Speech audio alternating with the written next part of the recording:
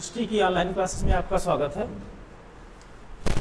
Current हम लोग आगे कंटिन्यू करेंगे और इस क्लास में हम टोटल 8 क्वेश्चन लेकर के आए हुए हैं और इन 8 क्वेश्चनों से अपनी करंट अफेयर्स को अपडेट करने का काम करेंगे। पहला क्वेश्चन, जम्मू एंड कश्मीर और पांडिचेरी में महिला कोटा कानून लागू होना शुरू हो गया है। ठीक है, जैसा कि आप लोगों को पता होगा कि भारत सरकार ने, यानी सत्ता पक्ष है जिसे कहा जाता है, कि मोदी सरकार ने जो लोकसभा की सीटें हैं या लोकसभा के जो क्षेत्र है और राज्यसभा के जो क्षेत्र है उसमें क्या करना चाहते थे कि महिलाओं को आरक्षण देना चाहते थे 33% के रूप में। ठीक है, जबकि कुछ राज्यों की बात करें तो कुछ राज्यों में ये चीज़ें पहले से ही विद्यमान है। पहले से ही विद्यमान का मतलब क्या कि जैसे पंचायत चुनाव हो गया आपका, ठीक है, और म्यूनसिपल चुनाव हो गया, तो इन सारे चुनाव में पहले से ही इसकी भागीदारी बनी हुई है और इस भागीदारी को देखते हुए कुछ क्वेश्चंस बन रहे हैं, जैसे जम्मू कश्मीर और पांडिचेरी में महिला कोटा कानून लागू होना शुरू हो गया है। अब इसकी बात अगर हम लोग करें तो इसके बारे में ये कहा जाता है कि जैसे जम्मू कश्मीर की बात करें तो पहले क्या था कि सन 2000 के पहले जम्मू कश्मीर जो था वह एक अलग, वहाँ पर एक प्रकार का कहा जाता है कि एक अलग प्रकार का कानून लागू था। अनुच्छेद 370 था, अनुच्छेद 35A था।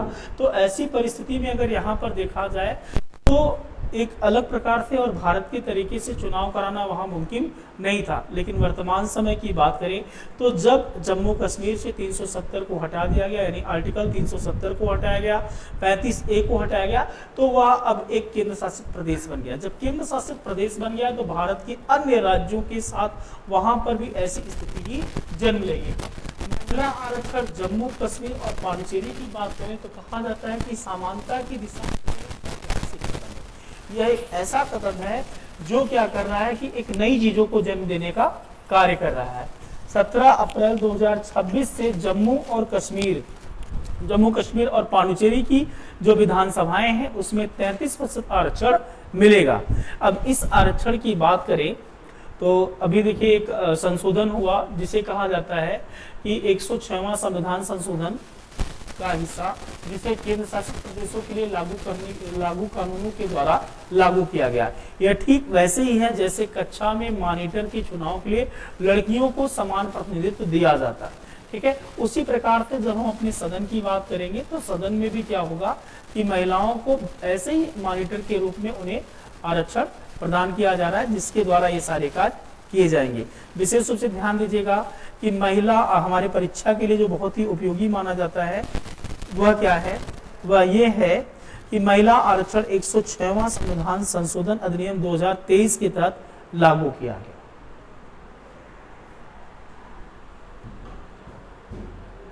दूसरे प्रश्न पर आते हैं हम लोग।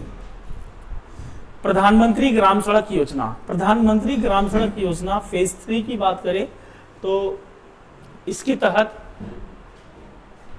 यूनियन कैबिनेट ने किस साल तक इसको बढ़ाने की बात की है। विशेष रूप से ध्यान दीजिएगा इस क्वेश्चन को, जिसे कहा जाता है कि PMGSY यानी प्रधानमंत्री ग्राम सड़क योजना फेज 3 को यूनियन कैबिनेट ने किस साल तक बढ़ावा देने की, किस साल तक बढ़ाने का काम किया है। ठीक है, तो इसकी बात करें तो मार्च 2028, ठीक, मार्च 2028 तक गांवों को बाजारों और अस्पतालों को जोड़ने का लक्ष्य निर्धारित किया गया है। अब इस लक्ष्य के साथ साथ अगर देखा जाए तो गांव की सड़कें भी तरक्की के रास्ते पर चलने का कार्य करें। आज वर्तमान समय ऐसा है कि हर क्षेत्र में हर जगह पर सड़कों का निर्माण बड़ी तेजी से हो रहा है। छोटे छोटे गांवों को मुख्यालय से जोड़ने का कार्य किया जा रहा है और मुख्यालयों को राज्यों से जोड़ने का कार्य किया जा रहा है और राज्यों को अंतरराष्ट्रीय सीमाओं से जोड़ने का कार्य किया जा रहा है। तो मार्च 2028 तक का ये विस्तार है। बजट इसका जो है वो 83,977 करोड़ रुपए का है।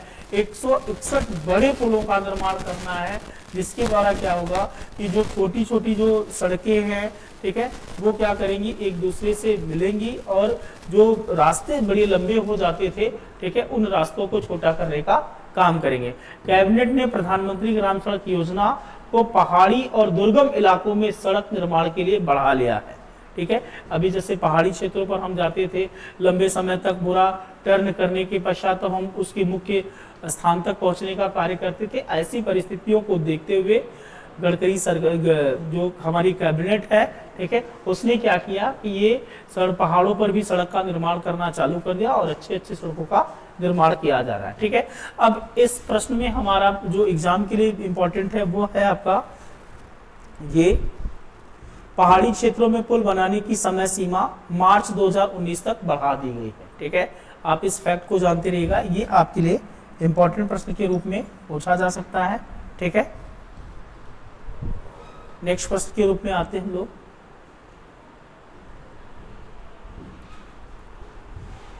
भारत और किस देश ने आर्थिक सहयोग को बढ़ावा देने के लिए फास्ट ट्रैक मैकेनिज्म लॉन्च किया है?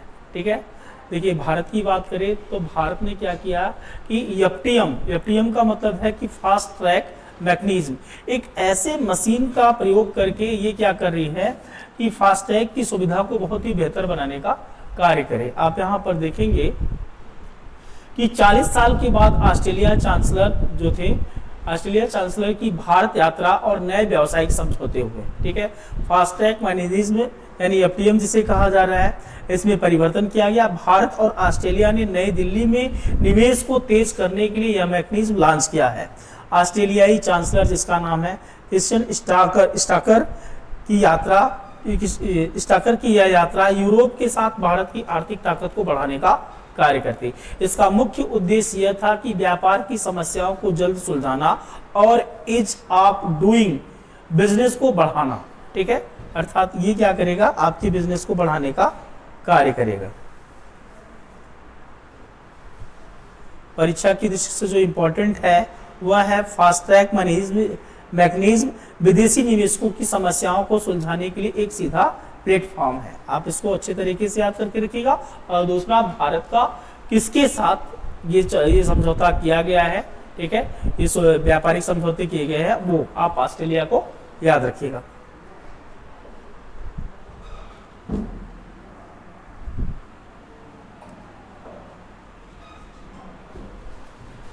केंद्र सरकार ने किस सेक्टर को मजबूत करने के लिए भारत मैरीटाइम इंश्योरेंस पूल को मंजूरी दी है? ठीक है, देखिए वर्तमान स्थिति ऐसी है, जो खाड़ी देशों की बात करें, यूरोपीय देशों की बात करें, वहां पर बड़ा उथल पुथल सा मचा हुआ है। और इस उथल पुथल की स्थिति में जो विदेशी कंपनियां हैं वो इंश्योरेंस का नाम ही नहीं ले रही हैं, वो इंश्योरेंस करने के लिए तैयार ही नहीं है। ऐसी परिस्थिति में क्या है कि मैरीटाइम इंश्योरेंस पूल को मंजूरी दे दिया है कि आप इस तरीके से कार्य कर सकते हैं। ठीक है, अब इसके लिए देखिए, भारत समुद्री बीमा पूल आत्मनिर्भर सुरक्षा। ठीक है, 12,980 करोड़ का ये फंड विदेशी बीमा कंपनियों पर निर्भरता खत्म हुई। अभी तक जो विदेशी कंपनियों पर यह निर्भरता थी वो क्या हो गया, समाप्त हो गया। सरकार ने भारतीय जहाजों को सुरक्षा के लिए भारत मैरीटाइम इंश्योरेंस पूल को मंजूरी दे दी है। मध्य पूर्व में युद्ध के कारण विदेशी कंपनियां बीमा देने में आनाकानी कर रही थी। अब 12,980 करोड़ के सरकारी फंड से जहाजों के नुकसान, कार्गो और युद्ध से जुड़े हुए जोखिमों को कवर किया जाएगा। एग्जाम के लिए इसमें क्या बनता, थोड़ा सा इसको देखने का काम करिएगा।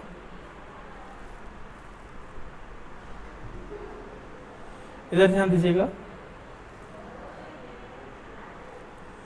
एग्जाम के लिए यह बीमा सिर्फ भारतीय झंडे वाले और भारत से जुड़े हुए जहाजों के लिए लागू होगा, बाकी और किसी भी देश के लिए लागू नहीं होगा। जहां पर भारतीय झंडे, जिस जहाजों पर भारतीय झंडे लगे होंगे, ये उन्हीं के लिए है, जिसमें क्या किया जा रहा है, 12,980 करोड़ का फंड दिया जा रहा है सरकार की तरफ से। नेक्स्ट क्वेश्चन, किस यूनिवर्सिटी ने एआई एनर्जी का इस्तेमाल कम करने के लिए हेफनियम ऑक्साइड मेमरिस्टर बनाया है? ठीक है, हेफनियम ऑक्साइड मेमरिस्टर की बात करें तो ये जो आपकी यूनिवर्सिटी है जिसे कहा जाता है कैम्ब्रिज यूनिवर्सिटी। ठीक है, कैम्ब्रिज यूनिवर्सिटी की खोज अब एआई कम बिजली खाएगा। ठीक है, इनका मानना क्या है कि इनके जो वैज्ञानिक थे हम्पियम ऑक्साइड मेरिस्टर बनाया है जो इंसानी दिमाग की तरह काम करता है। ठीक है, हम्पियम ऑक्साइड मेरिस्टर जो है ये कंपनी जो है, ये वैज्ञानिक जो है, इन्होंने क्या किया कि इस तरीके से इसको बनाने का काम किया जो इंसानों की तरीके से काम करता है। इसमें रजिस्टर लगा हुआ है, मेमोरी लगी हुई है, जिस तरीके से मानव मस्तिष्क होता है उसी तरीके से ये भी कार्य करता है। ठीक है, ये परंपरागत कंप्यूटर का प्रयोग किया जा रहा है यहाँ पर। ठीक है, और इसी में आप देखते हैं कि यह बिजली बंद होने पर भी अपनी पुरानी अवस्था याद कर सकता है या याद रखता है। ठीक है, जबकि ऐसा पहले नहीं था। अगर जो एआई था उसमें अगर बिजली बंद हो जाती थी तो वो क्या हो जाता था, बिल्कुल शांत हो जाता था। लेकिन यहाँ पर जो एआई का प्रयोग किया जा रहा है, ठीक है, जो मेमोरिस्टर का प्रयोग किया जा रहा है, वो मेमोरिस्टर जो है वो भविष्य का चिप है जो बिजली के बंद हो जाने पर भी कार्य करने की क्षमता रखता है। ठीक है, एग्जाम की दृष्टि से इसमें क्या इंपॉर्टेंट है, थोड़ा सा आप इसको समझने का प्रयास करिएगा।